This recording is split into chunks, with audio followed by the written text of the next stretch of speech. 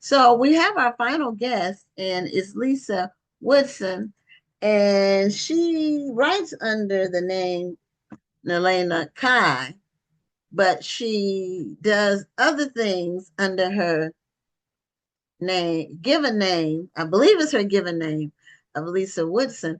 And I wanted to have her back because I kept seeing these announcements popping up about uh, book deals that were being announced. And Lissa was listed as the agent. And I said, okay, we haven't had an agent on the show in a while. And agency work is one of the questions a lot of aspiring authors and existing authors ask about. So we wanted to get her back to talk about her work as a literary agent, because when she was on before, she talked more about writing and publishing. Enough for me talking. Welcome back to the show, Lissa. And I hope you are having a great year so far. It's been an amazing year. It's been a restful year. We're just trying to balance things out with everything that's going on and just remembering whose we are and who has us in the palm of his or her hand, depending on your belief system. So my thing is everything's out, all is well.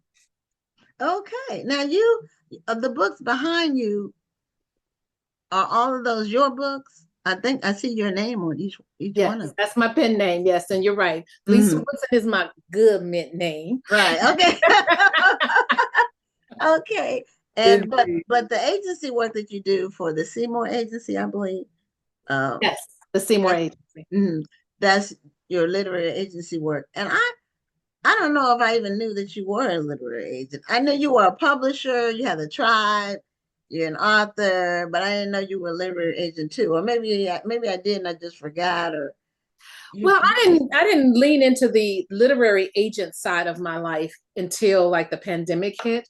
I've been an okay. agent for 20 years. I landed my first deal, and the deal for my Oh, son, J.L. Woodson, who I think you met when we came to the event in October yes, a yes. year ago. Uh, And yeah, I've got our deals with Simon and Schuster, and then I landed some deals for people with Harlequin. Because of my event, the Cavalcade of Authors, I had a connection with several acquisitions editors at publishing houses, so I was able to do deals that way. There's some deals that I've made that I'm not even on as agent. I'm like consultant and just kind of walk people in because that's not where my head was at that time. I was in the author space, I was in the event space, but I've been okay. leaning in on the last 2 to 3 years, been leaning steadily into the agent space, and it's a whole new ball game, with everything that's happening. So yeah. Okay. Well, what types of authors, is there a particular genre that you lean into, or I know it's probably all fiction, but it may not be. So I don't want to speak for you. What types of authors do you generally represent? The genre that I'm looking for from outside of the tribe would be romantic suspense. It would be romantic comedy, cozy mysteries, and domestic thrillers. I hang my hat on those four. When I first started, I was doing romantasy, I was doing self-help, I was doing a lot of other things. And at the beginning of my career, I wanted to be one of those agents that told people why they did not get the okay or the approval. And some of it had to do with platform. When you're doing self-help, they need to have a platform starting out because their publishers kind of expect for your first sales to come from your home base. And they're looking at self-help, nonfiction, anywhere from 20,000 to 50,000 flat on IG. And a lot of people who were applying did not have, some of them didn't have a platform at all. They were so busy focused on the writing side that they didn't Mhm. focus on building their social media platforms as well. And that is something that the publishers look at. Yes. They don't hire ghosts. They don't acquire ghosts or people that don't have a nice sized digital footprint in that genre. Now, some of the other ones, if you're a debut author, of course, you're not going to have an extensive platform, but then you better have a damn good book coming through the door. So there was a lot of things that I had discussions with people who would turn in things that have not been developmentally edited. And it was just an amazing experience starting out the gate. So I closed down to really focus on the people that I already acquired. I acquired about 4 people from Query Tracker. The rest of the people are referrals from other authors I represent, or they're from Tribe. Tribe is my main bulk of Mhm. my clients, and they can write anything for me and I will sell it because they understand the process. They understand the developmental edit, the content edit, line edit, beta read. They understand branding. I don't have to preach to the choir with them. They're already poised for success. And I don't have to groom, or I just don't have that bandwidth like I once did. I work a 9 to 5 at a law firm, and Okay. I need people who are ready to go out the gate. So I did take the time to give my rejection letters by phone in the beginning. And it was an exhilarating experience because some people have been pitching a book for 3 years, not realizing they could have a good book. But the reason why they were getting the rejections were because they didn't have a platform, or it was one person, damn good book, but they needed some editing. And sometimes people just needed to take the time to do that. And I did do that in the beginning. Okay. Yeah, a lot of people think they can just have a raw book. I call it a raw book they've Draft. written. Mm-hmm. And yeah, and that's what it is, a draft. Mm-hmm. And just somebody will get an agent and then it'll get published. And I people will ask me about agents and I tell them I don't refer agents. I don't refer people to agents Mm-hmm. because if I refer them, that's like I give them my stamp of approval, and I can't do that on something I haven't read. Exactly. And I'm not gonna read it because I have my own work I do. I have my own books I'm writing, and I just don't have time to do that. Yeah. So I'm Yeah. not gonna just. You can't just DM me and say, "Do you have an agent phone number that you can give me?" No. Because they definitely will use your name. And I've called a Yeah, couple they of yeah people they that have will. done that and said, Yeah, oh, well, such and such said I should. right. Told That me. doesn't Yeah, and always work because I will go back and ask. And there was yeah, a guy that did that. And when I asked, why did you tell him to use my name? And he says, well, I don't really know the guy. I said, well, then don't tell him to use your name in order to get through the door, right. because, I think you're vetting this person and this person is just, Exactly. name If dropping. they assume that you've been vetted. I did it with one person. I did one referral my whole since I've been in this space. Mm-hmm. And he got the book, he got a book deal. But I did it because it was somebody I knew I could vouch for in terms of hustle. Yes. Because a lot of people just think they can sit back, just hand the stuff to somebody, and they can just sit back and rake in royalties. And this is not the way it works. You have to hustle, or in this, what you're saying, you have to already have a platform. You have to have followers, and followers just means the social media platforms have it set up to where a certain number of people will see what you post on a regular if you're posting, and you need to be posting something interesting on a regular basis. Get That's the what that algorithm means. out. Mm-hmm. That's what that means. And And you need to have some numbers. You need to be able to show, look, I can promote my work to 100,000 people or whatever the number is, but it needs to be in the tens of thousands. It needs to, like you said, minimum 10, and you were saying 20 to 50, and for that's us, for self-help, for self-help. Okay. it's a higher threshold for them. And the thing about it is, I realize, people, we have a life. I'm Yes. an author as well. I Yes. have a virtual personal assistant, and she Okay. keeps my social media up because I cannot do it all. I had to toe the line at, Hmm. we just cannot do it all. Right. It's It's okay true. to delegate, even And as you far have as, a full-time job. So, I mean, you yes, have a 9 to 5. See, I've been self-employed for a long time, yes, decades. indeed, yes. So yeah, and so I wouldn't even know how to work for somebody else. Now I have clients. That's what I have people I do work for. So I have clients. Welcome back, Rhonda. I was wondering what happened. Something happened to your Wi-Fi, your My internet. computer crashed or something. I had to just Um, totally restart. But yeah, I'm because you back you now. froze up. You froze up. I said, well, maybe she'll come back. Hey, So Marlena. Yeah, so Yay. she's telling us about her work, agency work. Yes. And so people can know what they need to do before when they want to pitch to an agent that they find or are referred. We were just talking about referring people. What are the things that you specifically need in someone who's looking to have you represent them before you even say, okay, we're going to pitch to the publisher? What do you need as an agent? What do you need to see as Clean an up, agent? clean up your social media. I had to do that when I was Okay. accepted into the mentorship program at the Seymour Agency. I'm an erotic author. I'm an author, and I would sometimes have some kind of raunchy stuff on my page. So I had to go through all 1,000 plus of my posts to see, because I'm not just representing myself, I'm also representing the agency, and I'm also representing the authors.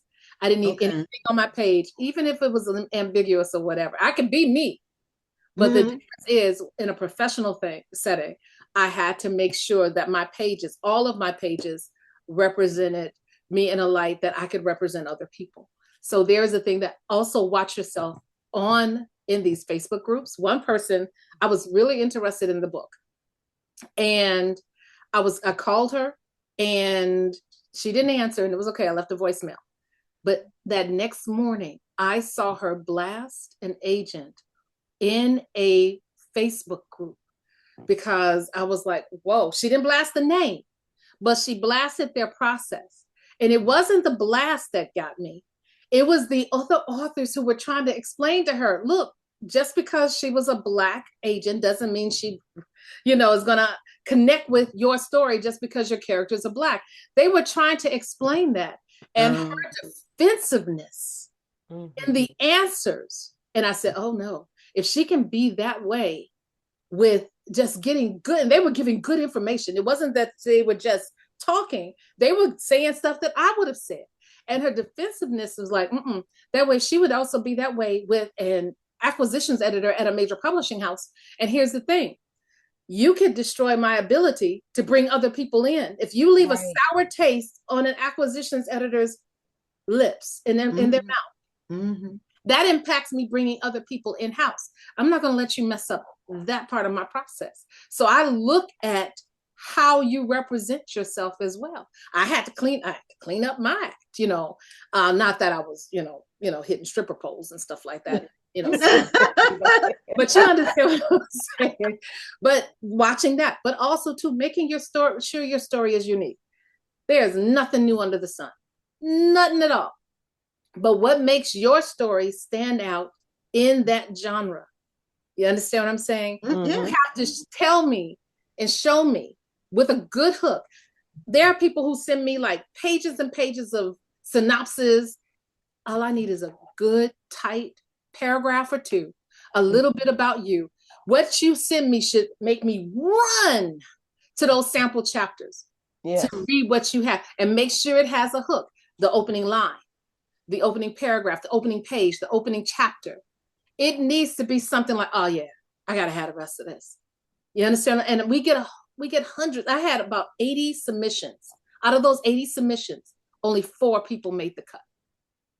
Okay, so it's a very competitive process. It is. It is. And it's not because we want to be able to pick up everything. But we also have to know that when I'm throwing something at an acquisitions editor, I got to throw my best, because I want them to pick that up. I want them to pick up the next thing and the next thing. I want, anytime they see my name, they click open, because they know I'm bringing some good stuff. Right. And a lot of people don't realize the agent doesn't get paid unless they sign somebody. And so they can't waste time on stuff that's not gonna make the cut at all, stuff that has no chance of making the cut. Well, it's not a matter of every agent is different. But all the ones I've talked to have something similar to say, though. Yeah. And that's when you go to manuscript wish list or query tracker, and it will help to pair you up with somebody who is looking for what you're pinning. But the thing about it is, if I get 20 of the same genre. I'm looking for the one that's going to stand out, that has the best chance for me Right. getting a Right. yes from an acquisitions editor, because it's, oh, this is different. This is unique. I have one right now that the acquisitions editor has emailed me for. The author is now with an editor, another editor, and getting it all tightened up and everything, because my agency has kind of, how can I say, resources of things. They wanted one last look at it, but the acquisitions editor has emailed me several times that we want this, it's unique, it's different. And I have never had it where an acquisitions editor has been tracking me down trying to get a particular project. And it was a smaller project at first. It was supposed to be YA. It was 25,000 words. They wanted the author to expand it to 65,000 words. And that author did it within a 1 month period. And I was like, wow. And it's a debut author. Amazing. He is amazing. Right. But now we're tightening it up, getting ready to go in, and they're being patient. That's how you know they want it. You know, and I know they're going to do well by him and do right by him. Well, so what I'm hearing you say is that the author has a responsibility as well. You can't just throw your manuscript at the agent, expect the agent to do all the work, and the publishing company to pick that author's book up and promote it to the world, and you're not doing your part by either doing what the publishing company is suggesting to you, to at least reading your manuscript yourself to catch any misspelled words or anything. Professionally edited. A lot of my rejections came because people didn't have their work professionally edited. And the thing about it is, yes, you want your book to be a success. And that means, how are you going to be more successful than somebody else is in the same house? Do you have your marketing plan for yourself? Don't expect the publishing house to do everything. You need to be working in tandem with them for your success, because when your sales kick in, that means, what is that? She who makes the goal makes the rules. That means you're making them money. That means you get some perks for some other things with your next book and the book after that. There's a lot going into it. Don't just rest on your laurels when it comes to that. Yes. Get yourself a publicist if you have, or PR. There's places that you can market and promote your book for little of nothing. Do some Facebook ads, do some Amazon ads, do whatever else can give yourself an edge. Make sure you're in some of these readers groups. Make sure you're part of, what is it, Black Fiction Addiction. I think you even do a mailing list as well, Gwen. Yes. You know, they can pay. And you've been in this industry for 20 years, which means you have avid readers on speed dial, as well as AALBC. If you're Black authors, Black Fiction Addiction, AALBC, Black Authors Matter, you know, Cush City, all of these things that you can do yourself, especially if you're a Black author. Some of these publishing houses, they know, they have social media teams. They know how to work the digital footprints of getting your book out there. But you got to understand, who is their audience? Who is their audience? You've got to make sure your book connects with our audience. That means you're going to have to spend a little money. That means you're going to have to spend a little time. Yeah. Well, you're investing in yourself, and you have to be willing to do that. If you want other people to invest in you, you have to invest in yourself. Yeah. But with that said, though, can you talk a little bit? You're in the groups just like I am, and you hear people saying all the time that they want an agent, they want a big book deal. But can we talk about what an agent does not do? Because sometimes people go into a relationship with an agent expecting certain things when they don't realize what an agent actually does. What we do is we talk with you to see what your goals and dreams are and your aspirations. Some people come, oh, I want to deal with Simon & Schuster, or I want to deal with this house. Come with your targets in mind. What books in your genre have made it to the top of the food chain? Watch those authors. See what the publishers have done for that. Did they send them on tour? Did they do certain things, put them in certain magazines? All of these different things. Watch your idols, so to speak. See what is being done with people at the top of the food chain in your genre. Also, what we don't do is we don't charge. We don't make money until you make money. So don't fall for people saying, I'll charge a reader's fee or thing. No, we don't do that. Right. We're also not publicists. Our goal is to package your work, talk to you, figure out where we want to go, target certain acquisitions editors, prepare it, whether it's the proposal, if it's nonfiction or self-help, it's a proposal, whether it's the sample chapters, whether the pitch letter, we send it into the acquisitions editors. We do have some connections sometimes with them because we've already landed deals with them. Right. So we can just walk that in. But also, too, we're in the pile with all the other agents trying to get their stuff in. So we have to make sure your work stands out. A good hook, an opening hook. Let's take, for instance, behind me, you see My Time in the Sun, opening hook. I cut him until I felt better. Now that will make your eyebrows go like, whoo. Now, was this a metaphorical cut or was this an actual cut? This was a real cut. Nice. So my thing is, words, you cut. yeah. But you have to have a good opening hook. And in your bio, we don't want to know about the cats and the dogs and the kids. We want to know about any awards. Why should we invest our time in you in the sense that you have any awards, you have any accolades? That's the time to show your shine right then and there. But it's the book itself. And be open and be flexible. I say this all the time. Do not give us the book of your heart. If it's a book that you have and it's here, it's almost like how you say when you clutch a penny so tight, Lincoln starts crying. If that's the way you feel about your book, don't give it to an agent, because when we give it to a major publishing house, number one, we are going to have some suggestions of changes. Then they're going to probably have some suggestions of changes. But if you're so here and you go back and forth with them about the work, you become difficult to work with. Remember, they believe, whether you feel it or not, they believe they know what's best for this book and how to position it to get sold, because they don't make money until that book sells. So they're positioning it to sell. They're not cutting out chapters or cutting this, that, and the third, or revising stuff just to hurt you. No, they're not trying to, unless it is something you absolutely cannot live with. And that's what I say when I look at contracts. Is there anything in this contract that you cannot live with? That's the thing. That's when you know you can walk away and say, well, hey, this, that, but not if it's changing some words here or there, or getting it edited properly so it can fit whatever genre that we're trying to sell. You might have wanted book club fiction, but it may need to be commercial fiction, or, it may need to be a rom-com.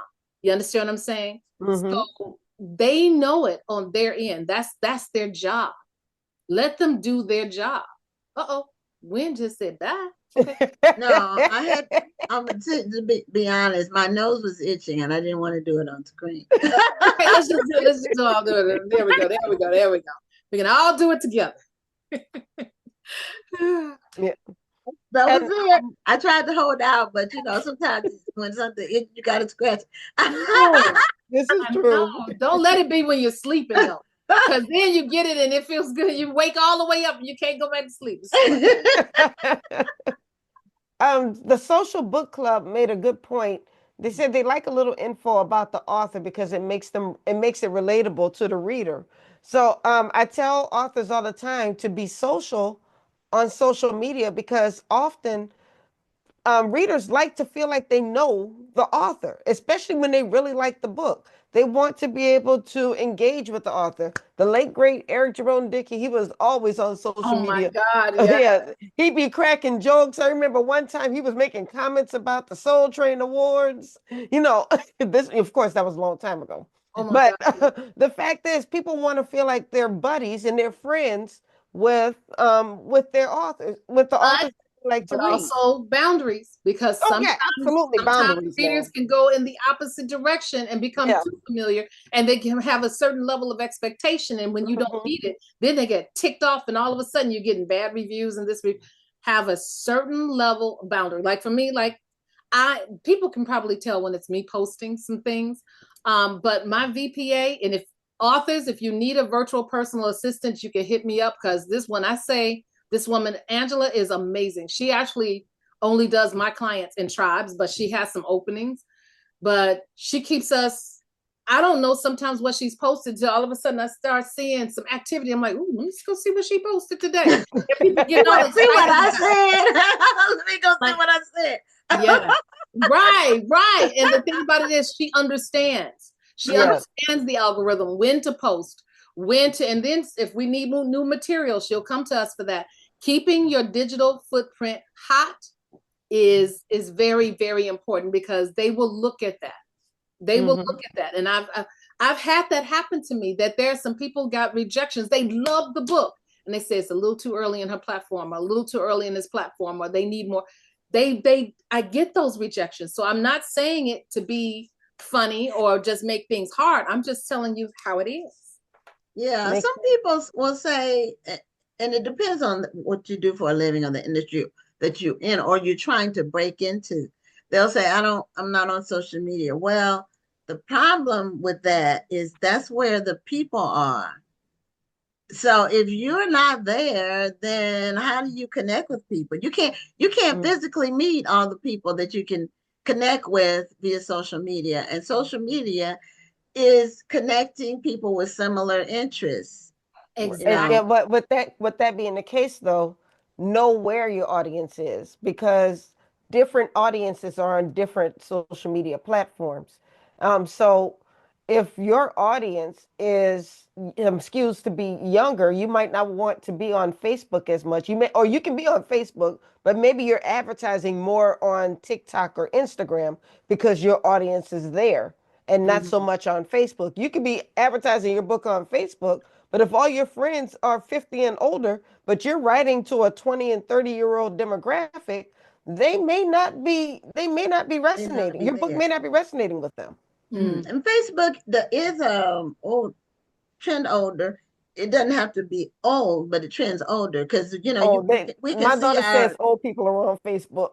They do, but we look at our. I guess and when you're young, when you're in your 20s, everybody's old. Yeah. 30 something is old. So, but they show you your stats.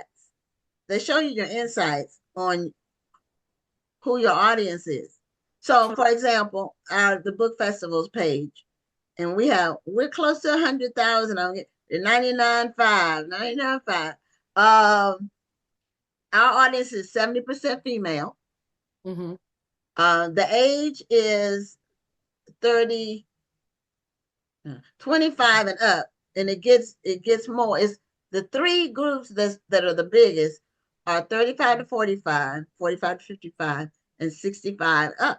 Those are, but those are the people who are in their higher income years, and that's who we want to talk to. Now we are on Instagram, that's growing, but our If I'm Facebook following you, our Facebook page we really invested in, no, I'm and then following you guys on Facebook. Let me see if I got y'all on. Is it Black Lives Matter TV? it's National Black Book Festival. Hold on, let me see. Yeah, National that's where we do everything from our National Black Book Festival Black page. Book Fest. Okay, National Black Book Festival. Now on Instagram it's National Black Book Fest. I'm here. So I'm But on following Facebook it's now. National Black Book Festival. Yeah. So, and then it shows you the cities that have the most people that come to your page. It shows you the countries and we have mostly the United States, but we're also, I think the second one is England, and then Kenya was high on the list. Canada, we have a lot of people in Canada that come to our page. And so, but age wise, we're 35 and up, which we're fine with. But Rhonda is correct. If you are trying to reach a younger audience, they're not going to be on Facebook. My daughter has a Facebook page, but she really only looks at it when I tag her. At least she's listening to mama. At least she's doing that. We are almost at the end of our time, Lisa. So let people know if they have a project that they think you might be interested in, how can they reach you? You can go to my website, naleinakai.com, spelled by my name, NALEIGHNAKAI.com. And also join the mailing list. Also, you can also follow me on Instagram, follow my Facebook page. There is a link in my IG page that takes you to my Sociotap and all the places that you can find me. But yeah, I'm also on Query Tracker. So if you go there and don't just hang your hat on one agent, look to see what other agents that are also searching for what you're writing at this point in time. But be Okay. open, be flexible, be diligent. Okay. And this, ladies and gentlemen, is why this lady is going to be one of my guest speakers at the Black History Month Literary Weekend. Yeah. Well, Lisa, Yeah. thank you so much for being a guest on the show. And we hope you have continued success because you wear a whole bunch of hats. And you're good at all of them. So that's Thank you, great. thank you, thank you. Okay, have a great evening. Okay, take care. Bye. Okay, Bye-bye now. bye-bye.